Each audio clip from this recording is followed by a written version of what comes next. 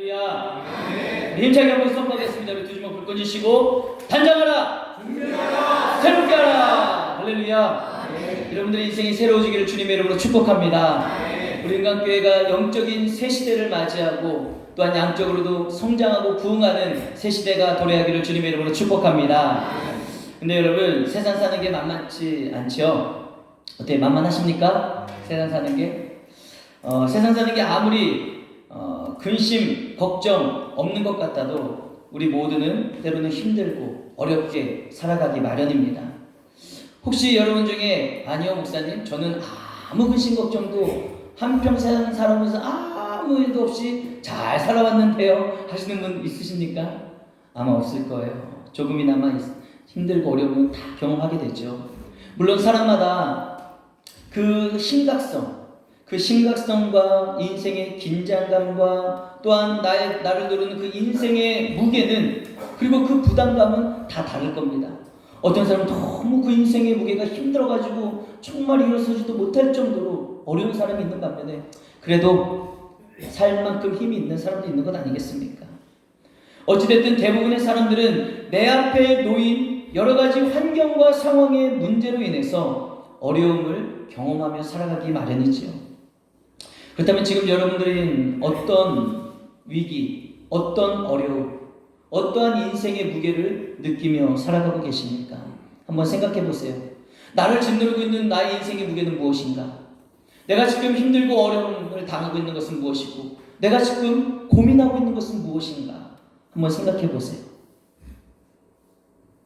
그리고 또 한 가지 생각해 볼 것은 그 위기 앞에, 그 어려움 앞에서 여러분들은 어떠한 태도를 취하고 계십니까? 한번 생각해 보세요. 혹시 여러분 중에 너무 힘들어가지고 죽을 계획을 하고 계시는 분 안 계세요? 또 우리 여기 학생 청년들도 앉아있는데 너무 힘들어가지고 집 나갈 계획을 갖고 계신 학생 청년들 안 계신가요? 여러분, 지난 한 해에도 여러 명의 유명 연예인들이 스스로 세상을 떠났습니다. 매스컴에 나온 사람들은 유명한 사람들이 세상을 떠났으니까 밝혀주지만, 여러분, 우리가 알지 못하는 일반 사람들은 얼마나 많은 사람들이 이 세상을 스스로 떠나갔냐 이거예요. 왜냐하면 자신에게 닥친 위기, 즉 인생의 문제를 도저히 내가 어떻게 해결해야 될 바를 모르기 때문에 삶을 포기하는 것 아니겠습니까? 그래서 극단적인 선택을 함으로써 부모와 가족들, 그리고 지인들과 유명 연예인들은 팬들에게 많은 아픔을 남기고 말았습니다. 또 많은 사람들이 인생의 문제와 그 아픔을 잊어버리고자 술과 마약을 선택하죠. 술에 취해, 마약에 취해 오늘의 나의 현실을 도피하려는 것입니다. 여러분, 이런 사람들이 한두 사람이 아니다라는 거예요. 그런데 여러분, 인생의 문제와 아픔과 그 어려움과 위기를 만났을 때 이와 같은 태도와 반응을 보인다는 것, 목숨을 끊는다든가, 술에 취해 살아간다든가, 마약에 손을 댄다든가, 이와 같은 방법들이 어리석은 것이다라는 것을 우리는 다 알고 있다는 거예요. 다 알고 있어요. 그럼에도 불구하고 수많은 사람들이 그 잘못된 방법에서 도무지 헤어나오지를 못하고 있는 것입니다. 그래서 오늘도 많은 사람들이 스스로 목숨을 끊고, 많은 사람들이 술에 쩔어 살아가며, 많은 사람들이 나도 모르게 마약에 손을 대고 있는 것 아니겠습니까? 왜 그럴까요? 왜 그럴까요? 그것은 바로 다른 방법을 찾지 못해서 그럽니다. 내 인생의 무게를 해결할 수 있는, 나의 고민과 아픔과 나의 인생의 어려움을 해결할 수 있는 다른 방법을 찾지를 못했기 때문에 그들이 선택하는 게 고작 그것 아니겠냐는 거예요. 그러나 사랑하는 성도 여러분, 우리에게는, 믿는 저 여러분들에게는 인생의 위기를 극복할 수 있는 다른 방법이 있습니다. 할렐루야.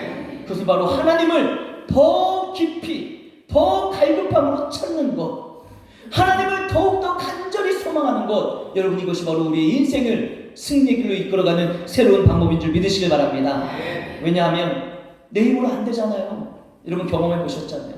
인생의 위기를 만났을 때 내 힘으로 안 되고 그 어떤 사람의 도움으로도, 사람들의 위로로도 해결이 안 됩니다. 술과 마약으로도 도저히 해결하지 안 되는 일들이, 여러분, 우리가 하나님을 갈망하고 살아계신 역사하시는 하나님을 만나면 반드시 해결되는 역사가 일어나게 될 줄로 믿습니다. 그래서 우리는 하나님을 뭐라고 불러요? 전지전능하신 하나님, 전지전능하신 하나님, 모든 걸 알고 계시고 모든 능력이 계신 하나님, 그 하나님을 우리가 갈망하고 그 하나님을 찾을 때 우리가 그 하나님을 만나면 우리 인생의 모든 문제는 해결되는 역사가 일어나게 될 줄로 믿습니다. 우리 다 같이 시편 42편 1절 말씀 함께 읽어보겠습니다. 힘차게 시작. 하나님이여 사슴이 시냇물을 찾기에 갈급한 같이 내 영혼이 주를 찾기에 갈급하나이다. 아멘. 사랑하는 성도 여러분, 오늘을 살아가는 저와 여러분들에게 필요한 마음이 바로 하나님을 향한 갈급한 마음입니다. 우리가 읽은 이 시편 말씀처럼 사슴이 정말 갈증나고 목이 마를 때 시냇물을 찾기에 얼마나 갈급한 마음으로 그 물을 찾아 헤매겠냐 이거예요. 마찬가지로 우리의 인생에 갈급함이 있을 때, 인생에 문제가 있을 때 그 갈급한 심령을 가지고 여호와 하나님을 찾는 것, 저 여러분들에게 그 마음이 있기를 주님의 이름으로 축복합니다. 우리가 인생을 살아가다 보면은 만나게 되는 여러 가지 인생의 문제들이 있잖아요. 저보다도 인생을 많이 사신 우리 인생의 선배 되시는 우리 성도 여러분, 얼마나 아픔을 경험하셨습니까? 얼마나 위기와 두려움과 낙심을 경험하셨냐 이거예요. 얼마나 우리 인생 가운데 나를 힘들게 하는 일이 많이 있냐 이겁니다. 우리의 힘으로, 능력으로, 우리의 정신력 아무리 버틴다 해도 우리에게는 한계가 있다는 겁니다. 그러나 살아계신 하나님, 전능하신 하나님을 우리가 만나게 될 때 우리는 나를 묶고 있었던 그 모든 인생의 문제로부터 자유함을 얻게 될 줄로 믿습니다. 그래서 우리는 하나님이 어떤 분이신지를 정말 제대로 알고 있어요. 내가 믿는 하나님이 어떤 분이신지, 나의 인생에 어떤 하나님이신지 우리는 그 하나님을 제대로 알아야 된다는 거예요. 우리의 삶이 참으로 회복되기를 원한다면 여러분 하나님을 알아가시길 바랍니다. 사랑하는 성도 여러분, 하나님을 만나고 하나님을 알고자 하는 그 갈급한 심령을 가지고 오늘 우리가 이 예배 자리에 나아가야 되는 거예요. 우리 한번 따라 하실까요? 힘차게. 모르면 망한다. 모르면 망한다. 여호와를 알자. 힘써 알자. 여호와를 알자. 힘써 알자. 할렐루야. 모르면 망합니다. 뭘 몰라요? 여호와 하나님을 모르면 망하는 거예요. 우리 인생 가운데 내가 많은 것을 아는 것 같고 지식 있는 것 같고 많이 배운 것 같고 돈이 아무리 많이 있는 것 같다 할지라도 여호와 하나님을 모르면 그 인생은 망하는 것입니다. 그래서 오늘 본문 말씀 뭐라고 말하고 있어요? 여호와를 알자. 힘써 알자. 여호와를 알아갈 때 여러분들의 인생이 회복되고 승리의 삶이 될 줄로 믿습니다. 그래서 오늘 주시는 말씀을 통해서 하나님을 깊이, 하나님을 제대로 알아가는 은혜의 시간이 되기를 주님의 이름으로 축복합니다. 우리 옆 사람과 인사합시다. 여호와 하나님을 알아갑시다. 여호와 하나님을 알아갑시다. 제가 설교를 준비하면서 기독교 복음방송 굿TV에서 하는 멘토 특강 희망 드림이라는 코너에서 김영광 목사님의 이야기를 제가 듣게 됐습니다. 그분이 책을 썼는데요. 그 책의 제목이 뭐냐? 한 장 넘겨주세요. 바로 이거예요. 하나님을 찾아서. 하나님을 찾아서라는 이 책을 썼습니다. 이 책의 내용을 좀 간단하게 말씀을 드리자면 이 목사님이 중학생 때 게임 중독에 걸렸다고 합니다. 게임 중독이 뭐예요? 게임을 안 하고는 못 사는 거예요. 게임에 그냥 막 매달려가지고 눈만 뜨면 게임하려고 하고 아무리 끊으려고 해도 게임이 안 끊어지더래요. 중독돼 버린 거죠. 그런데 참 신기하게 예배를 드리는데 그 게임 중독됐을 때는 어때요? 막 예배 드리면 싫잖아요. 빨리 끊었으면 좋겠다. 빨리 게임했으면 좋겠다. 그런데 예배를 드리는데 어느 날 예배의 기쁨을 누리게 된 거예요. 그 목사님이 중학교 때 예배의 기쁨을 누리는 순간 한순간에 그 게임이 싫어지더랍니다. 와, 게임이 그렇게 중독됐던 게임이 싫어지면서 예배의 기쁨과 감격에 빠지면서 하나님을 만난 거죠. 하나님을 경험하고 나니까 한 학기에 무려 친구를 10명을 전도했답니다. 할렐루야. 여러분 우리가 아무리 전도해라 해도 전도가 안 돼요. 그러나 내가 하나님을 만나고 하나님을 경험하면 그 은혜의 기쁨과 감격이 있으면 시키지 않아도 이렇게 게임 중독자 중학교 2학년짜리가 10명의 친구를 전도하듯이 우리가 하나님을 경험하는 사람은요 그 기쁨과 감격을 전하게 돼 있는 거예요. 이제 그렇게 친구들도 전도하고 막 그의 삶이 완전히 바뀌고 변화됐습니다. 그래서 이제 목사님이 이제 중학교 2학년 때 나는 목사가 돼야 되겠다 결단을 한 거예요. 그리고 신학교를 갔습니다. 그리고 이제 신학교를 가서 신학대학교 생활하면서 하는데 어느 날 아르바이트를 하는데요. 아르바이트를 하다가 심각한 고민에 빠지게 된 거예요. 그때 그 목사님이 했던 아르바이트가 뭐냐? 호스트바에서 웨이터를 했답니다. 여러분 호스트바가 뭔지 아세요? 술집인데 그냥 보통 술집이 아니라 젊은 남자가 여자 손님을 이렇게 술을 따라주고 막 접대하는 그런 술집이 호스트바예요. 그런데 물론 목사님이 그때 그런 술 접대를 하는 그런 아르바이트를 한 게 아니라 그냥 그 호스트바에서 웨이터, 그냥 뭐 주문이 있으면 그 날라다 주고 하는 그런 웨이터 역할을 한 거예요. 그래서 저는 그래도 그 간증을 들으면서 순간 생각한 게, 아니 그래도 그렇지 무슨 신학생이 호스트바에서 알바를 해? 아무리 웨이터라도 그러지? 저는 그렇게 생각해서 들으는 순간, 근데 그 이야기를 쭉 다 듣고 나면서 제가 딱 또 깨달은 게 뭐냐면, 참 말도 안 되고 이해도 안 되고 왜 신학생이 호스트바에서 일을 할까? 아무리 웨이터라도 이해가 안 되지만 이야기를 쭉 듣고 나니까 하나님의 또 뜻과 섭리와 그 나름대로의 계획이 있으셨구나. 어떻게 됐냐면 이제 아르바이트를 하던 어느 날, 죄송합니다. 등이 자꾸 간지럽죠.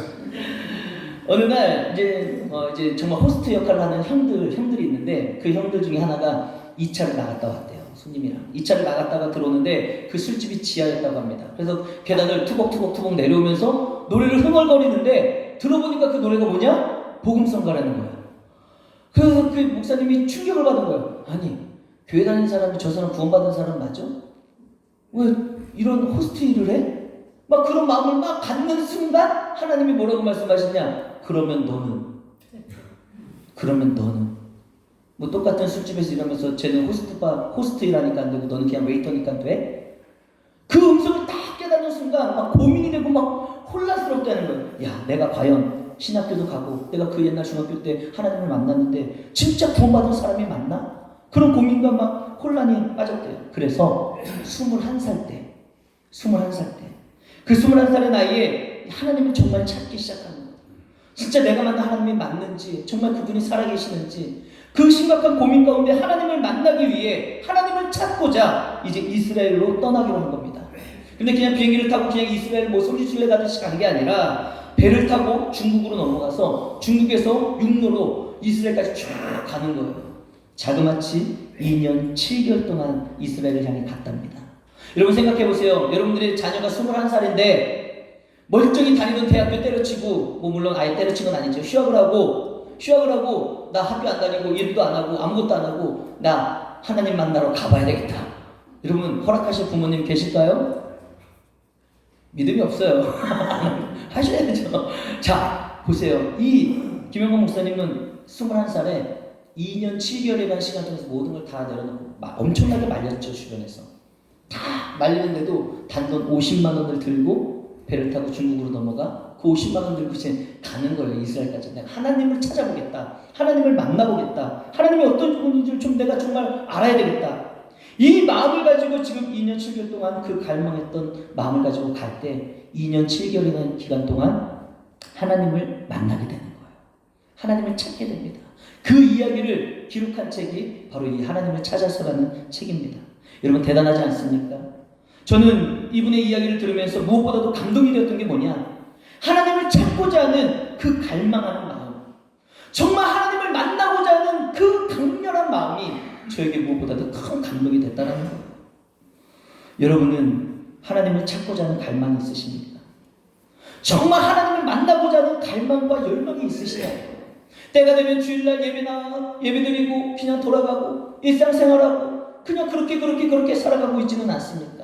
정말 예배자리에 나오면서 내가 오늘 말씀을 통해 오늘 예배를 통해 하나님의 말씀을 듣고 내가 갈망하고 하나님을 만나고 싶다. 이와 같은 갈망과 열망을 가지고 주님 앞에 나오냐 이거예요. 매일매일 삶 가운데서 정말 주님을 만나고자 소망하는 마음으로 내 인생에 만나주신 하나님을 갈망하는 마음으로 살아가고 있냐 이겁니다. 내가 믿는 하나님이 정말 살아계신 하나님이신지 정말 궁금해. 너무너무 궁금해. 내가 믿는 하나님이 정말 저 강단에서 목사님이 말씀하시는 그 하나님이 살아계신 하나님인지 진짜 궁금하고 정말 만나고 싶은, 정말 그 하나님을 경험하고 싶은 갈망하는 뜨거운 열정이 있냐 이겁니다. 김영광 목사님은 2년 7개월이라는 시간 오직 하나님 한 분만을 바라보며 그 하나님을 만나고자 찾고자 하는 갈망으로 그 먼 여정에 결단을 하고 길을 떠났을 때 그 길을 통해 하나님을 만나게 됐다는 것입니다.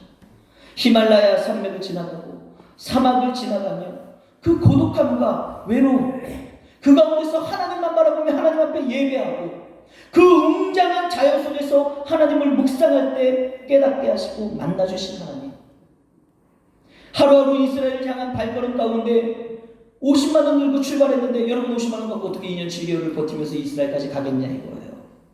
50만 원 가지고 출발했지만 그 가운데 하나님을 갈망하고 하나님을 만나길 소망했을 때 놀랍게 공급해 주시고 채워주시고 그 길 가운데 인도하시며 천사와 같은 사람들을 만나게 하시는 하나님을 그가 경험함으로 말미암아 이 목사님은 그동안 내가 믿기는 믿었지만 확신하지 못했던 그 만나지 못했던 경험하지 못했던 하나님을 인격적으로 만나게 됐다는 것입니다. 여러분 우리 다같이 호세아 6장 6절 말씀 함께 읽어보겠습니다. 시작. 나는 인애를 원하지 아니하며 번제보다 하나님을 아는 것을 원하노라. 할렐루야. 여러분 우리 하나님이 뭐라고 말씀하시는 거예요? 우리 하나님께서 지금 말씀하시는 호세아 선지자를 통해 우리에게 말씀하시는 게 무엇입니까? 나는 인애를 원한다. 인애가 뭐예요? 사랑하는 마음. 너희들이 나를 사랑을 원하고 나는 제사나 번제를 원하지 않는다. 제사나 번제보다 하나님을 아는 것을 더 원한다고 말씀하시는 거예요. 여러분 우리 하나님이 원하시는 게 무엇입니까? 오늘 말로 하면 시끌벅적한 예배, 화려한 예배, 그리고 이것저것 열심히 나는 봉사와 헌신, 그리고 많이 드리는 헌금, 이것보다도 하나님이 원하시는 건 뭐예요? 정말 너희들이 나를 사랑하기를 원하고 너희들이 내가 누군지를 알기를 원하고 너희들이 나를 갈망하는 마음, 내가 원하는 것은 그것이다. 호세아 선지자를 통해 저 여러분들에게 말씀하고 계시다는 사실입니다. 여러분 우리는 하나님을 알아야지 됩니다. 하나님을 힘써 알아야 된다는 거예요. 그렇다면 우리가 어떻게 하면 하나님을 제대로 알고 어떻게 하면 살아계신 하나님을 우리가 만날 수 있을까요? 우리가 하나님을 알아가는 통로는 아마 여러 가지가 있을 것입니다. 오늘 예언을 말씀드린 김영건 목사님처럼 하나님을 만나고 찾기 위해 그 먼 여행을 떠나고 여정을 떠나 하나님께 집중하는 것도 하나의 방법이 될 수 있고요. 우리가 금식하며 하나님 앞에 매달릴 때 하나님을 만나는 방법이 될 수도 있겠죠. 그러나 여러분 그 가운데 가장 강력한 하나님을 알아갈 수 있는 통로, 가장 강력한 하나님을 만날 수 있는 통로가 뭐냐? 바로 하나님의 말씀, 성경이라는 거예요. 신학적 용어로 보면은 하나님이 우리에게 나타내 보여주시는 계시가 있습니다. 하나님이 우리들에게 나타내 보여주시는 계시. 그 계시는요 일반 계시와 특별 계시가 있어요. 일반 계시는 뭐냐면은 보편적으로 우리 모두에게 하나님의 존재를 나타내 보이시는 겁니다. 예를 들어서 이 자연 환경이죠. 자연 만물이죠. 우리가 이 자연 만물 속에서 살아가면서 그냥 살아가면 그냥 사는 것밖에 안 되지만 우리가 이 자연 만물 속에서 우리가 묵상하고 생각해보면 야 도대체 저 나무가 어떻게 저렇게 자라지? 어떻게 코딱지만한 씨앗을 심었는데 이게 자라나지? 어떻게 이 몸이 살아있는 우리의 몸이 있지? 이 모든 것들을 우리가 깊이 묵상해보면 누굴 느낄 수 있는 거예요? 어떠한 존재, 이 모든 것들을 있게 한 존재, 바로 여호와 하나님을 우리가 알아갈 수 있는 이게 일반 계시예요. 일반 계시는 모든 사람들에게 이 자연환경을 통해서 하나님의 계심을, 하나님의 살아계심을 나타내 보이시는 겁니다. 그런데 신학적 용어로는요 특별 계시가 있어요. 특별 계시. 특별 계시는 뭐예요? 말 그대로 특별하게 하나님의 존재를 명확하게 나타내 보이시는 겁니다. 자연스럽게 묵상해야지만 알아가는 것이 아니라 특별 계시를 통해 하나님이 어떤 분이신지 명확하게 말씀해 주신 계시가 있다는 거예요. 그 특별 계시가 무엇입니까? 이 성경 하나님의 말씀입니다. 이 하나님의 말씀은 태초에 하나님이 천지를 창조하셨느니라 이 모든 천지 만물을 하나님이 창조해 주셨다라고 명확하게 말씀을 하고 계시고 내가 너희를 사랑하노라 말씀하여 주시고 우리를 사랑하시기 때문에 독생자 아들 예수 그리스도를 이 땅에 보내주셨다. 명확하게 하나님이 어떤 분이신지를 성경을 통해 우리들에게 말씀하고 계시다는 거예요. 이게 바로 특별 계시입니다. 그러면 우리가 하나님을 알아가는 방법, 하나님이 어떤 분이신지를 알고 하나님을 만날 수 있는 가장 명확하고 확실한 방법은 뭐예요? 이 성경이라는 거예요. 하나님의 말씀. 다 같이 우리 느헤미야 8장 1절 말씀 함께 읽어보도록 하겠습니다. 시작. 이스라엘 자손이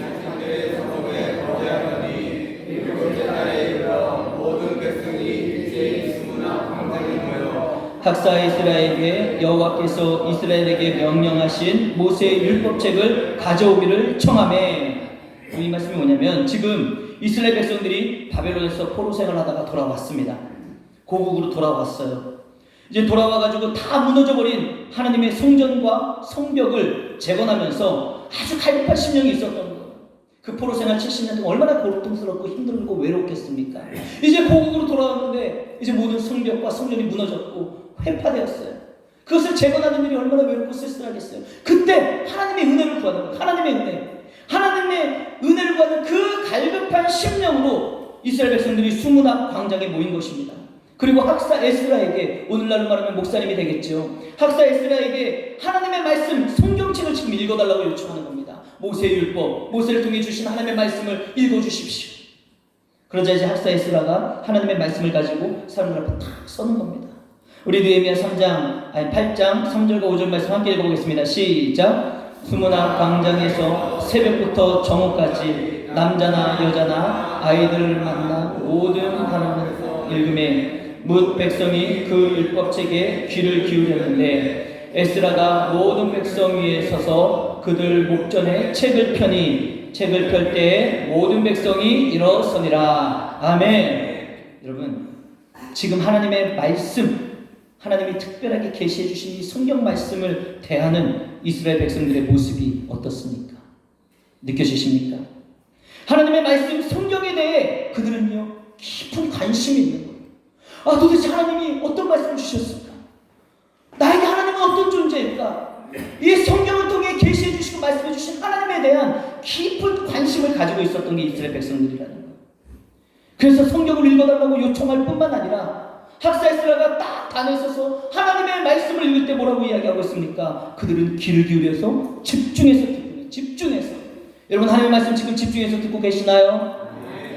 여러분, 지금 이스라엘 백성들은 새벽부터 정오까지 한두 시간이 아니에요. 지금 수시간에 걸쳐서 하나님의 말씀이 낭독되어질 때 그 말씀을 집중해서 경청해서 하나님의 말씀을 듣고 있다는 것입니다. 뿐만 아니라 하나님의 말씀이 읽어질 때 백성들이 어떻게 하고 있어요? 일어서가지고 경외하는 마음으로, 경건한 마음으로 일어서서 새벽부터 정오까지 하나님의 말씀을 듣고 있다는 겁니다.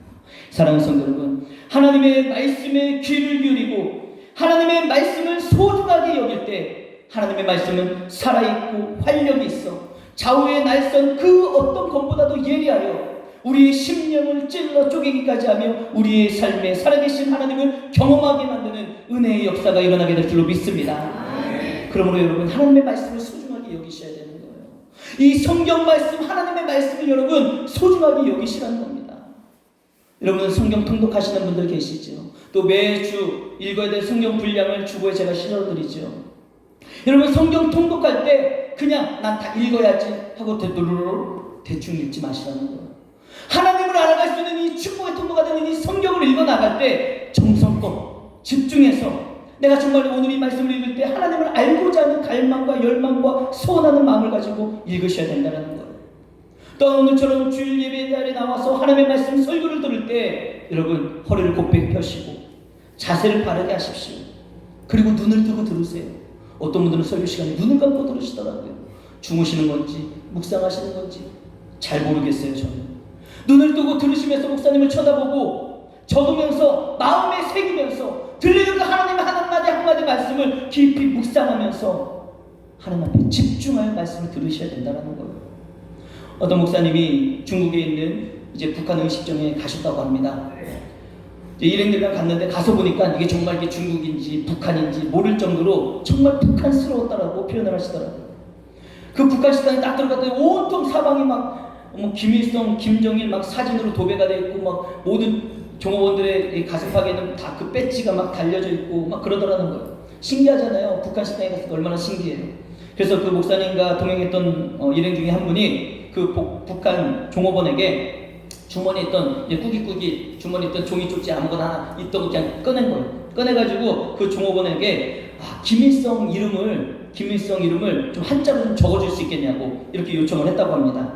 그랬더니 그 북한 종업원 동무가 뭐라고 한지 아세요? 화들짝 놀라는 거예요. 화들짝 놀라면서 아니 그 위대하신 김일성 주석님의 조남을 어찌 이 낡은 종이 쪼가리에 쓸 수 있겠습니까? 그러면서 뭐라고 하는지 아세요? 깨끗한 종이 가져오시라요.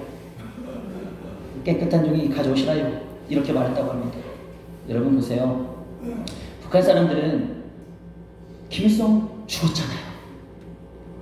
한낱 죽어버린 한 인간에 불과합니다. 그럼에도 불구하고 얼마나 존중하는 마음으로 대하고 있냐. 낡은 종이에 그 이름을 쓸 수 없다. 깨끗한 종이 가져오시라요. 얼마나 존중하는 마음으로 살아가고 있냐고. 그런데 여러분, 우리는 살아계신 하나님을 믿는 사람들입니다. 할렐루야. 살아계신 하나님의 하나님의 말씀인 성경을 대할 때, 그 하나님의 말씀을 읽을 때, 들을 때 우리가 함부로 대했어야 되겠냐 이겁니다. 오늘 본문에 나오는 이스라엘 백성들처럼 여러분 하나님의 말씀에 깊은 관심을 가지시고 여러분들의 귀를 기울이시고 집중하시고 하나님의 말씀을 존중하는 태도로 소중하게 여기는 우리 모두가 되시기를 주님의 이름으로 축복합니다. 우리 옆 사람에게 인사합시다. 성경 말씀을 소중히 하게 여깁시다. 소중하게 여깁시다. 여러분 성경 말씀, 하나님 말씀 함부로 대하지 마세요. 설교 말씀을 들을 때도 마찬가지입니다. 함부로 자세를 취하고 듣지 마시라는 거예요. 정성껏 들으시라는 겁니다. 사랑하는 성도 여러분, 여러분들의 삶 가운데 하나님의 말씀이 흥왕할 때 하나님의 역사가 일어나고요, 살아계신 하나님을 만나게 될 줄로 믿습니다. 반대로 하나님의 말씀이 여러분들의 삶 가운데 사라질 때, 하나님의 말씀이 없을 때 어떻게 되는지 아십니까? 사무엘상 3장 1절 말씀 우리 함께 읽겠습니다. 시작. 아이 사무엘이 엘리 앞에서 여호와를 섬길 때에는 여호와의 말씀이 희귀하여 이상이 흔히 보이지 않았더라. 아멘. 여러분 사무엘이 어렸을 때 엘리 제사장의 시대, 그 시대는요 영적 흑암의 시대였다는 거예요. 영적으로 완전 깜깜한 시대입니다. 그 시대는 하나님의 말씀이 희귀했어요. 뭐예요? 하나님의 말씀이 없었던 거예요. 희귀하다, 없다. 그러고 나니 하나님의 말씀이 없는 시대에는 어떤 일이 벌어져요? 읽은 말씀 보십시오. 이상이 흔히 보이지 않았더라. 이상, 놀라운 기적과 같은 일, 하나님의 역사, 하나님의 말씀이 희귀하고 하나님의 말씀이 없는 시대에는 하나님의 역사가 없다는 것입니다. 할렐루야. 할렐루야. 이걸 잊지 마셔야 되는 거예요. 하나님의 말씀이 없는 곳은 하나님의 역사가 없는 것입니다. 그런데 여러분 엘리의 삶은 어떤지 아십니까? 엘리와 그 두 아들 홈리와 비나스 얼마나 육적으로 살았는지 아세요? 엘리 제사장은요 몸을 가누지 못할 정도로 뚱뚱하게 살쪘습니다. 저는 아무것도 아니에요. 저는 진짜 홀쭉하고 날씬한 거예요. 엘리 제사장은 얼마나 뚱뚱했는지 몰라요. 몸을 일으켜 세우지도 못할 정도로. 여러분 이걸 아셔야 됩니다. 영적으로 하나님의 말씀이 없는 시대, 하나님의 말씀을 들으려고 하지도 않고 하나님의 말씀을 소중하게 여기지도 않고 하나님의 말씀이 들리지도 않는 영적으로 흑암이 된 세대에는요 육적인 게 발달하는 거예요. 육적인 게. 엘리 제사장의 몸이 뚱뚱했다는 건 그냥 뚱뚱했다는 게 아닙니다. 그것은 그 시대가 얼마나 영적으로는 피폐해져 있으면서 육적으로만 발전했는지를 지금 보여주고 있다는 거예요. 영이 죽으면 여러분 육만 살아나게 되는 거예요. 영적인 부분에 하나님의 말씀에 관심이 없으니까 육적인 것에만 관심을 가지고 육적으로만 불어나는 세대 아니겠습니까? 그런데 여러분 겉으로는 그 엘리 제사장의 시대가 잘 먹고 잘 살아가지고 뚱뚱하게 살찔 정도로 기름지게 먹고 산 것 같지만 그 인생과 그 두 아들의 인생 성경을 보시면 아시잖아요. 얼마나 비참하게 한순간 꼬꾸라져 죽음으로 말미암아 이 인생이 마무리되고 마는지. 하나님의 말씀이 없는 시대, 영으로 죽은 시대, 육으로는 살아가는 것 같지만 결론적으로는 비참하게 마무리하는 게 하나님의 말씀이 없는 안타까운 시대가 된다는 것입니다. 사랑하는 성도 여러분, 내 인생이 회복되느냐 고꾸라지느냐의 문제는 내 인생의 삶 가운데 하나님의 말씀이 있느냐 하나님의 말씀이 없느냐의 문제가 되는 것이고, 내 안에 하나님의 말씀이 있어 살아계셔 역사하시는 하나님을 만나고 그분을 깊이 알아갈 때 우리의 삶은 그분의 은혜로 회복되는 은혜가 있게 될 줄로 믿습니다. 그러므로 여러분의 삶에 하나님의 말씀이 흥왕하기를 주님의 이름으로 축복합니다. 여러분의 삶에 하나님의 말씀이 흥왕하여 하나님의 말씀대로 살아갈 수 있도록 하나님의 말씀 성경을 읽는데 즐거워하십시오. 기뻐하시고 즐거워하십시오. 집중하여 읽으시고 집중하여 들으시고 하나님의 놀라운 역사를 사모하시길 바랍니다. 하나님의 말씀을 소중하게 여기는 성도가 되시기를 주님의 이름으로 축복합니다. 우리 두 번째 힘차게 한번 따라하겠습니다. 하나님을 갈망하는 자가 하나님을 만납니다.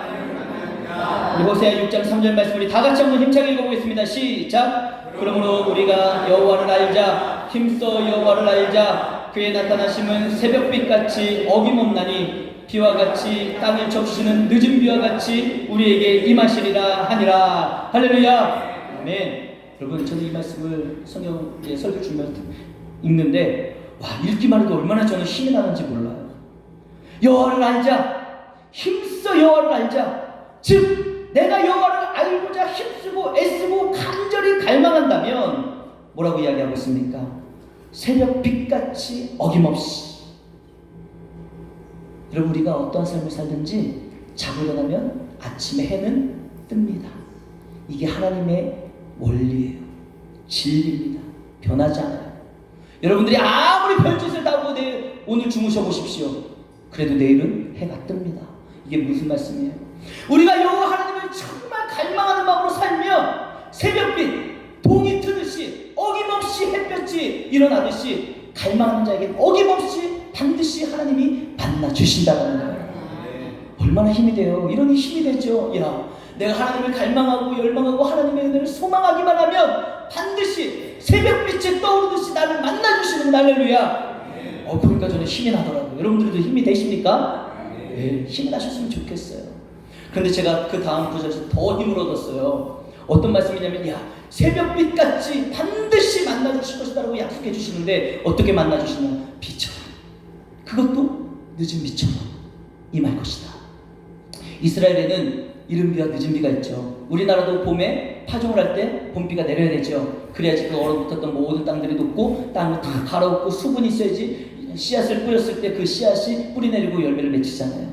그리고 또 중간중간에 가물면 어떻게 돼요? 농사 망쳐버리는 거잖아요. 이스라엘도 마찬가지예요. 그 척박한 땅에 하나님께서 이른 비와 늦은 비를 주시는 거예요. 항상 이 자연의 섭리 하나님의 놀라운 은혜 아니겠습니까? 그래서 이른 비를 통해서 이스라엘 백성들이 파종할 때 그 비를 쫙 내려주시고 나면 심게 하시고. 근데 여러분 더 중요한 게 뭔지 아세요? 아무리 이른 비가 오고 내가 열심을 다해 파종을 했다 할지라도 늦은 비가 내리지 않으면 그 1년 농사는 다 망쳐버리는 거예요. 늦은 비가 내려야지, 하나님이 그 늦은 비를 주셔야지만이 그 모든 곡식과 열매들이 풍성하게 열매를 맺을 수 있다는 것입니다. 근데 오늘 본문 말씀에 보면 뭐라고 나와 있어요? 갈망하는 자, 여호와를 알자, 힘써 여호와를 알자. 여호와를 알고자 갈망하는 자에게 새벽빛같이 반드시 만나주실 것인데 어떻게 해요? 늦은 비처럼. 이것은요, 우리 인생 가운데 정말 필요합니다. 정말 내 인생이 활짝 필 수 있는 정말 필요한 그 순간에 늦은 비와 같이 나에게 임하실 것이고, 갈망하는 자에게 그 늦은 비와 같이 우리 인생에 가장 필요한 때에 하나님께서 만나주실 것이다라는 은혜의 약속의 말씀이 되는 줄로 믿으시길 바랍니다. 여러분 얼마나 힘이 돼요. 얼마나 힘이 됩니까? 사랑하는 성도 여러분, 우리가 여호와를 알고자 갈망할 때 우리는 여호와 하나님을 경험하게 될 줄로 믿습니다. 서론에서 말씀드린 것처럼 김영광 목사님이 바로 그 하나님을 갈망한 것 아니겠어요? 만나고자 하는 소망하는 마음이 있었던 것 아니겠습니까? 그 갈망하는 마음으로 이스라엘로 떠나자, 하나님을 찾아 떠나자, 그 2년 7개월이라는 기간 동안 갈망하는 10년 가운데 하나님이 만나주시고 하나님을 경험하게 하셨다는 겁니다. 여러분, 우리가 읽은 방금 본문의 말씀에 보면 뭐라고 나왔어요? 여호와를 알자, 힘써 여호와를 알자. 여러분, 여기에서 알자라는 단어는요, 히브리 원문을 보면 야다라는 단어가 쓰였습니다. 야다. 이 야다라는 단어의 뜻이 뭔지 아십니까? 이 야다는요, 그냥 배워서 들어서 지식으로 아는 게 아니에요. 그렇게 아는 게 아닙니다. 이 야다라는 뜻은 뭐냐? 경험을 통해서 알아가는 거예요. 경험을 통해서. 내가 경험할 때 비로소 알게 되는 게 바로 야다. 여호와를 알자라는 것은 무슨 말입니까? 그러므로 지금 이 본문에 나오는 여호와를 알자, 여호와를 경험하자, 여호와 하나님을 내가 만나자, 체험하자, 이 뜻을 지금 말하고 있다는 거예요. 여러분 혹시 과일의 여왕이라고 하는 두리안을 아십니까? 두리안? 두리안 아시는 분? 두리안. 이거 그럼 예화를 다시 들어야 될 것 같아요. 두리안은 망고 아시는 분? 망고. 망고도 모르세요? 이거 한번 망고를 어떻게 사드려야 되나 어떻게 되나? 다시 두리안으로 할게요. 두리안이라는 과일이 있어요. 삐죽삐죽삐죽 태어났는데 그게 엄청난 과일의 여왕이라는 별명이 붙을 정도로 엄청난 과일입니다. 그래서 많은 사람들이 두리안에 대해서 아는데 두리안에 대해서 어떻게 알고 있냐? 두리안 과일의 여왕이라고 하지만 엄청나게 냄새가 꾸려. 완전 똥냄새야. 그걸 어떻게 먹어? 이거는 배워서 들어서 알고 있는 거예요. 그런데 여러분, 두리안 드셔보신 분, 이분들이 진짜 아는 거예요. 이분들이 진짜 아시는 거예요. 두리안에 대해서 우리는 이야기를 들었기 때문에 그게 어떤 건지는 알지만 먹어보지 않은 사람은 그냥 알 뿐이지 경험을 못했다는 거예요. 근데 두리안을 경험해본 사람은 아니야, 꿀이라고 하지만 그게 묘한 매력이 있어.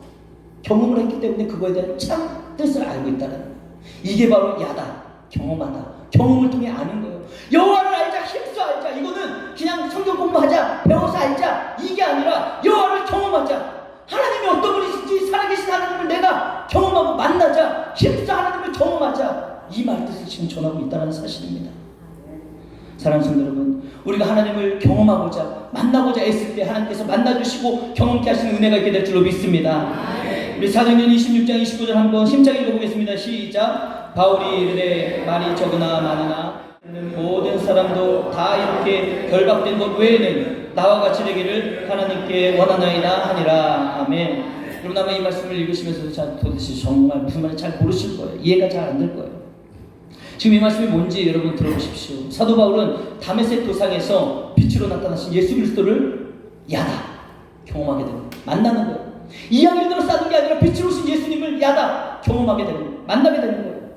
예수님을 만나고 나니, 예수님을 경험하고 나니 여러분 어떻게 변하는지 아세요? 세상이 두렵지 않은 거예요. 사도 바울이. 비록 그가 예수 그리스도를 만나고 복음을 전하며 살아갈 때 어떻게 당합니까? 많은 순환을 경험하잖아요. 매를 맞잖아요. 감옥에도 갇혔잖아요. 그런데 그렇게 세상이 아무리 나를 가둬주고 나를 때리고 그런 삶을 살아도 그 세상에 갇히지가 않는 거예요. 두려움이 없는 거예요. 예수 그리스도를 빛으로 오신 예수님을 만나고 그 예수님을 경험하고 나니까 경험의 힘이 그렇게 큰 거예요. 한마디로 뭡니까? 이 험악한 세상을 살아갈 용기를 얻게 되는 거예요. 매를 맞아도 넘어져도 감옥에 갇혀도 두렵지 아니하는 그 강한 용기 어디서 나왔어요? 빛으로 오신 예수님을 경험하면서 만남에서 나왔다는 것입니다. 사랑하는 성도 여러분, 이것이 바로 하나님을 경험한 자가 누리게 되는 하나님의 은혜인 줄 믿으시기 바랍니다. 하나님을 만나면 그렇게 세상을 살아갈 힘과 용기를 얻게 돼 있다는 거예요. 여러분이 만난 고난이 있으십니까? 돌아보세요. 다시 한번. 여러분들이 지금 근심하는 일, 걱정하는 일이 계십니까? 여러분들의 인생에 아픔이 있으시냐 이거예요. 세상에서 살아가는 것이 때로는 두렵고 떨리지 않습니까?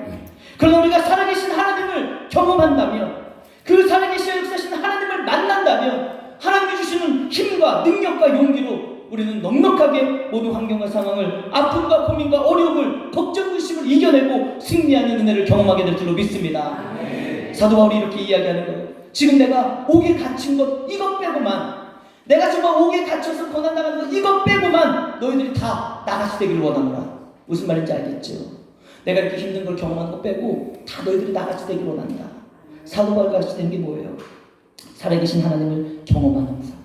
살아계신 하나님을 경험함으로 말미암아 힘과 용기를 얻어 세상에 굴복하지 아니하고 당당하게 승리하며 살아가는 삶을 살기를 원하노라. 이것이 바로 사도 바울의 마음이었다는 것입니다. 여러분뿐만 아니라 오늘 본문 말씀 1절과 2절을 보십시오. 하나님이 어떤 분이신지 나와 있는 거예요. 하나님이 어떤 분이십니까? 찢으셨으나 낫게 하시는 하나님이시고, 우리를 치셨으나 싸매주시는 하나님, 우리를 살리시는 하나님, 일으켜 세워주시는 하나님이라고 오늘 호세아서 1장 1절과 2절을 통해 우리에게 선포하고 있습니다.